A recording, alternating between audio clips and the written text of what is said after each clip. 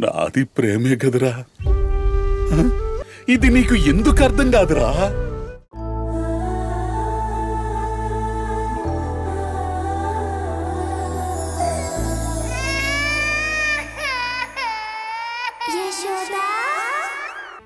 మనల్ని పరాయి వాళ్ళలా చూస్తున్నాడు. ఇప్పుడు నా పాప కూడా నాకు దక్కదు.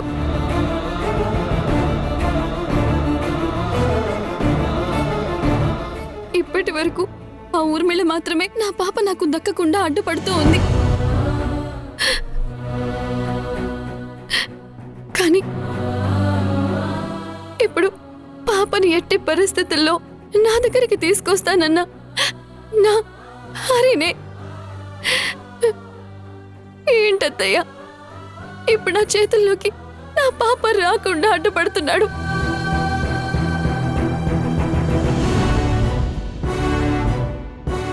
పాప కోసం నేను ఊర్మిళ ఇంటికి వెళ్ళానత్తయ్య.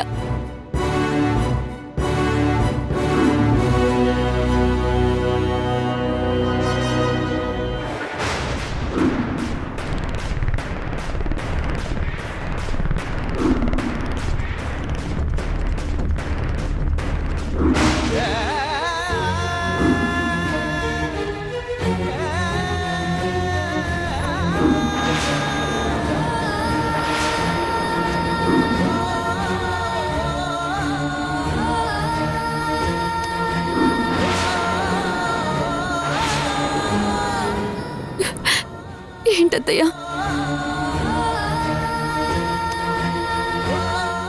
నాకేం చేయాలో అర్థం కావడం లేదత్తయ్య. నా పాప లేకుండా నేను ఉండలేనత్తయ్య.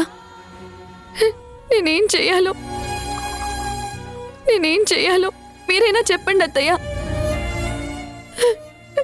నాకేం అర్థం కావడం లేదు. నువ్వు ఈ ప్రశ్నలు నన్ను కాదు అడగాల్సింది. నీ ప్రశ్నలకు సమాధానం చెప్పాల్సిన పర్సన్ కూడా నేను కాదు, మీ అన్న కుటుంబం.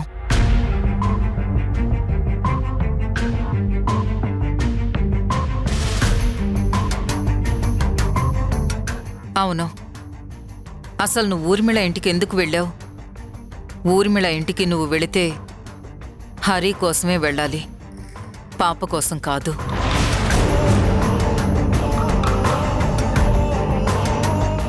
ఆ పాప నీ కడుపునే పుట్టింది, నేను కాదు అనను.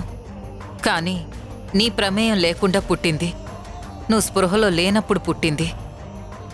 పిల్లలు అనేవాళ్ళు తల్లిదండ్రుల ప్రేమ వల్ల పుట్టాలి కానీ ఇలా ప్రయోగాల వల్ల పుట్టేవాళ్ళు కాదమ్మా.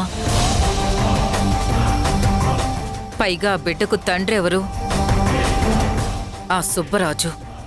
అంటే ఆ బిడ్డ సుబ్బరాజు వారసురాలు. ఒక రకంగా మీ అన్నయ్య ఇంటి వారసురాలు.